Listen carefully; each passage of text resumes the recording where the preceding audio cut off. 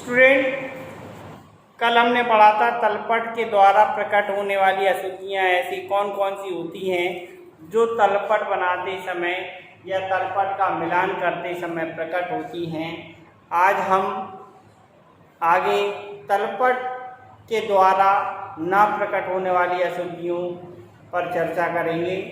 तलपट error not disclose by trial balance, मतलब हम trial balance बनाएंगे, उसके बाद हमारी कुछ एरर ऐसी होती है जो हमारे ट्रायल बैलेंस का आंसर मिल जाने के बाद भी ट्रायल बैलेंस में ये अशुद्धियाँ बनी रहती हैं। तो इन अशुद्धियों की जब हम बात करेंगे तो सबसे पहले एक छूट आने वाली अशुद्धियाँ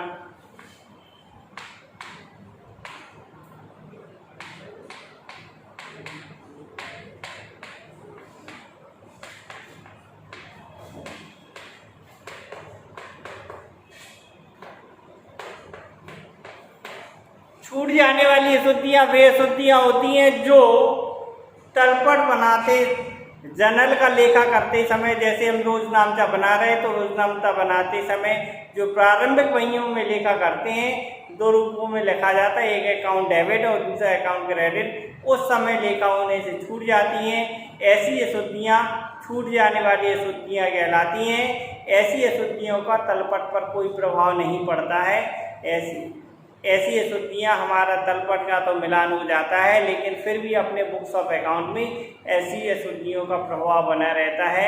यानी हमारे जो अंतिम खाते बनाए जाएंगे वो सही एवं उचित स्थिति प्रकट नहीं करेंगे, क्योंकि इसमें छूट जाने वाली अशुद्धियाँ बनी रहती हैं। तो इस प्रकार की अशुद्धियाँ होती हैं जो हमारे प्रारंभिक वहियों में लेखा करने से छूट जाती हैं। तो ऐसी अशुद्धियों को हम छूट जाने वाली अशुद्धियाँ कहते हैं। इससे हमारे तलपट का तो मिलान हो जाता है, लेकिन हमारी अशुद्धियाँ हमारे बुक्स ऑफ अकाउंट में बनी रहती हैं। दूसरी आती है प्रारंभिक लेखों की अशुद्धियाँ।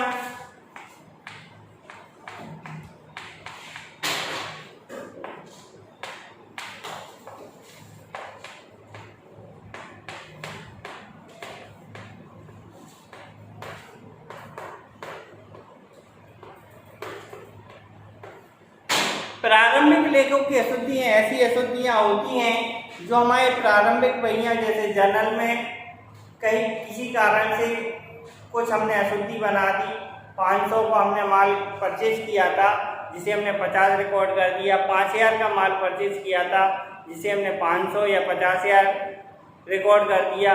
तो ऐसी एरर जो हमारी प्रारंभिक लेखा वहियाँ बनाते समय यानी जर्नल का लेखा करते समय ऐसी अशुद्धियाँ होती हैं जो हमें कहीं ना कहीं से कोई त्रुटि हो जाती है या उनमें कोई गड़बड़ी हो जाती है जिसका प्रभाव दोनों साइड में नहीं पड़ता है।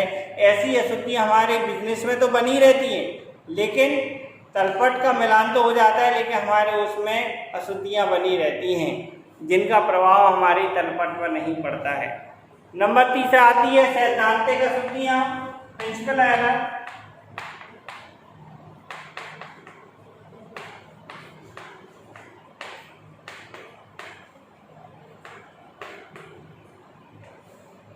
सैद्धांतिक अशुद्धियाँ वे अशुद्धियाँ हैं जब हम अपने लेखा वहियों में लेखा करते समय गलत सिद्धांतों का पालन करते हैं, लेखांकन के सिद्धांतों का पालन नहीं किया जाता है, सैद्धांतिक अशुद्धि कहलाती हैं। जैसे देखा जाए, हमने अपने व्यापार के लिए मशीन खरीदी तो व्यापार की मशीन हमारी पूंजीगत संपत्ति है, पूंजीगत खर्च है, लेकिन हमने व्यापार के मशीन की स्थापना के लिए 10,000 रुपये लगाए, तो वो हमारा जो मशीन में स्थापना करेंगे वो भी पूंजीगत है, वो संपत्ति में जोड़ा जाएगा। मशीन को खरीद के लाए हम दिल्ली से लेके आए झांसी तक लाए, तो जो भाड़ा, अगर हम वैसे भाड़े की बात अगर हम करते हैं तो भाड़ा हमारे रेवेन्यू नेचर का होता है। अब हम इस भाड़े को आयगत मान ले, जबकि ऐसा भाड़ा कोई संपत्ति की स्थापना से खरीदने से लेके चालू होने तक जितने वे होते पूंजीगत होते हैं, और हम इसे भाड़े को ये मान के अपने बुक्स ऑफ अकाउंट में रिकॉर्ड कर लें कि हमारे आयगत है और मैं भाड़ा में रिकॉर्ड कर देंगे, तो ऐसी अशुद्धि हमारी सैद्धांतिक अशुद्धि कहलाएगी। तो इस प्रकार की अशुद्धि क्या कहलाएगी? इस प्रकार की अशुद्धि हमारी सैद्धांतिक अशुद्धि कहलाएगी। दूसरा होता है क्षतिपूरक अशुद्धियाँ, कंपल्सरी एरर। नेक्स्ट, क्षतिपूरक अशुद्धियां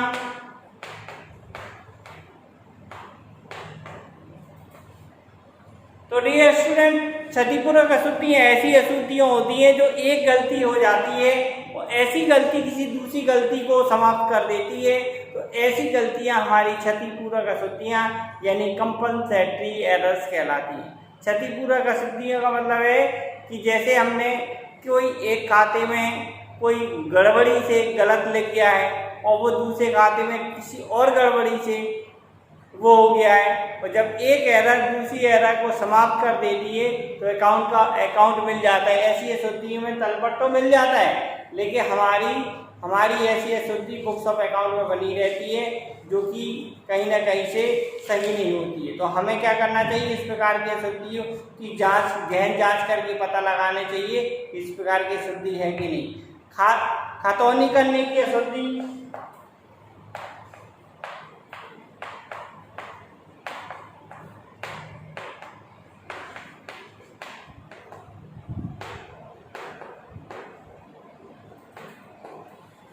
खतौनी करने की अशुद्धि के अगर हमने जर्नल में लेखा बनाए हैं तो प्रारंभिक पहियों में जर्नल में तो सारे लेखे बना लिए हैं, लेकिन क्या करते हैं कि हम खतौनी करते समय किसी एक लेखा की खतौनी करने से छूट जाते हैं। तो ऐसी कंडीशन में भी हमारी जब दोनों पक्षों में किसी लेखा जर्नल की प्रारंभिक वहियों में किसी लेखे की एंट्री नहीं हो पाती है, तो इस प्रकार जो एंट्री नहीं हो पाती है कहीं ना कहीं से हमारी खतौनी नहीं हो पाती है। तो ऐसी दशा में हमारा तलपट तो मिल जाता है, लेकिन हमारे बुक्स ऑफ अकाउंट में ऐसी गड़बड़ी बनी रहती है। यानी इस प्रकार की अशुद्धि को खतौनी की अशुद्धि या खतौनी की गलती कहते हैं। इसके बाद खतौनी होने से छूट जाना,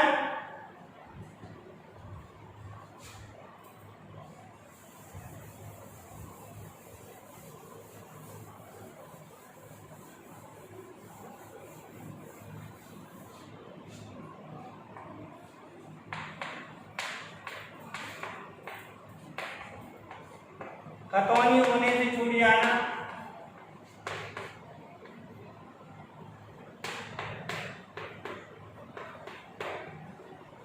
खतौनी होने से छूट जाने का मतलब है कोई भी एंट्री जर्नल में हो गई है उसे अपने बुक्स ऑफ अकाउंट में खतौनी करने से छोड़ दी है हमने। पहली वाली उसमें ये था कि हमने खतौनी की है और अमाउंट गलत शो करा दिया, 500 की एंट्री थी 5000 कर दिया। इसमें टोटली पूरी एंट्री हमारी खतौनी होने से छूट जाए तो ऐसी खतौनी से छूट जाने वाली अशुद्धियाँ कहलाती हैं, और ऐसी अशुद्धियों का हमारे तलपट पर कोई प्रभाव नहीं पड़ता है।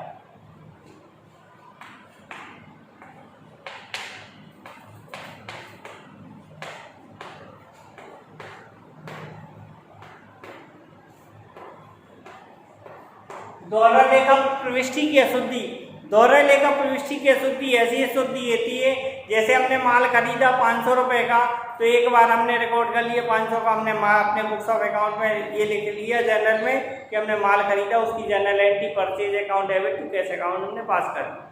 इसी एंट्री को हमने अगली डेट में या उसी डेट में एक बार और कर दिया परचेज अकाउंट डेबिट, जबकि हमने माल तो वन टाइम ही परचेज किया है। तो इस प्रकार की अशुद्धि अपने बुक्स ऑफ अकाउंट में तो आ जाएगी, लेकिन वो हमें कहीं ना कहीं बुक्स ऑफ यहाँ से पकड़ में नहीं आएगी जब तक हम उसकी गहन जांच नहीं करेंगे। और ऐसी अशुद्धि में तलपट तो बन जाएगा, तलपट का मिलान तो हो जाएगा, लेकिन अपने बुक्स ऑफ अकाउंट में इस प्रकार की अशुद्धि बनी रहेगी।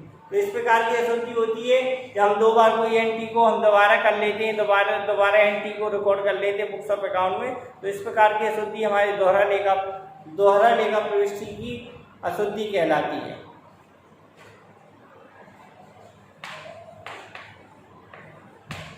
कपटपूर्ण अशुद्धियां,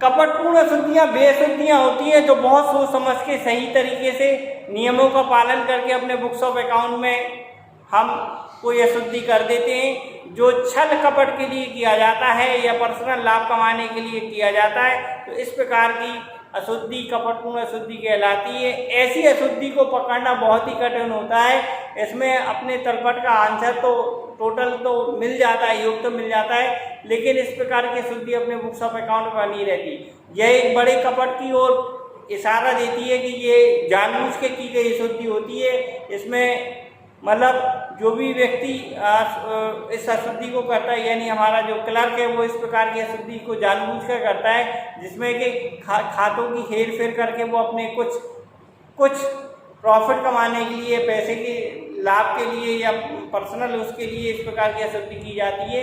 यह बहुत बड़े कपट को ध्यान देती है, जिसे विशेष अंकेक्षण के द्वारा या विशेष सूझबूझ के द्वारा इस प्रकार की अशुद्धि को पकड़ा जाता है।